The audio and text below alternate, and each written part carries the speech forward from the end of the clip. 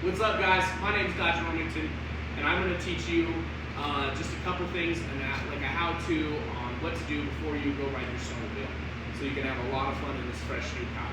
So I ride a Polaris snowmobile. Each snowmobile is a little bit different, but they all need the same couple things like gas and oil. So I'm going to teach you how to put those in and everything like that, so you can have a fun time. So, like I said, you need gas. This is just a gas can with gas in it.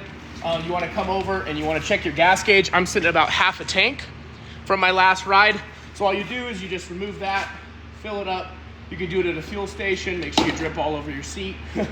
And tighten that back down tight, or else your sled won't run correctly. So after that, another thing that the sleds absolutely need, this is oil. They don't run without oil because they're 2-cycle engines. They're oil injected. So you need to remove the side panel. Most oil reservoirs are on the left side or the driver's side of the snowmobile when you're sitting on it. So all you do is you remove those 3 clips and you pull it down. This is your oil reservoir. And you pull this up, right, open this up. That's where your oil goes. You want to make sure you get it all in there and you don't drip, or else it will drip down onto your belt right down here. You also want to make sure there's no debris in the bottom there that can get caught up and really hinder your performance of your sled. So you want to close this back up. Make sure all these clips and pull tabs are done so this doesn't fly off on the mountain and cause you some problems. So as I work my way around the sled, I look at my A-arms. These are A-arms, upper and lower A-arms, my skis, and my spindles, as well as my shocks to make sure there's no damage or anything like that. So this is the exhaust side or the passenger side. These are a lot harder to do. So you remove those same 3 and remove this slide and make sure your exhaust and everything and your coolant level in here is all good before you ride. Again, checking for debris and making sure it's all fine. So once again, then I want to close that back up. Make sure everything aligns correctly, just like that. And move on down here. These are the rails of the sled.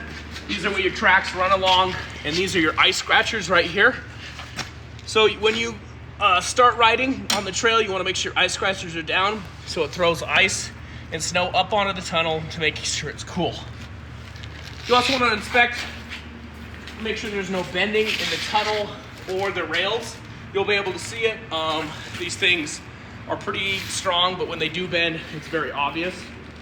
You want to make sure I have a tack on the back of here that keeps everything, like safety-wise and spare part-wise, on my sled that I need, and then I have some on my person as well. But I make sure this is on here. All of these clips are done as well. So then I move over to my handlebars. I make sure my brakes feel good. If they have no pressure, I'm out of brake fluid. I have to top that off. I hop on the sled, make sure everything feels correctly, make sure my bars aren't bent, and I make sure my key is on.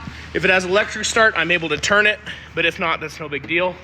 So yeah, I just pull the sled. I make sure the sled is good, and also make sure there's no codes right here. So on most sleds, they have a digital readout like this. They'll give you the Polaris logo, stuff like that. It gave me a rider's warning, and I have no codes up here. If my parking brake is on, you'll see in this corner right here, it shows the parking brake symbol, so I make sure that is off before I go ride. So I just turn the sled off, make sure everything's fine, and I'll go have some fun.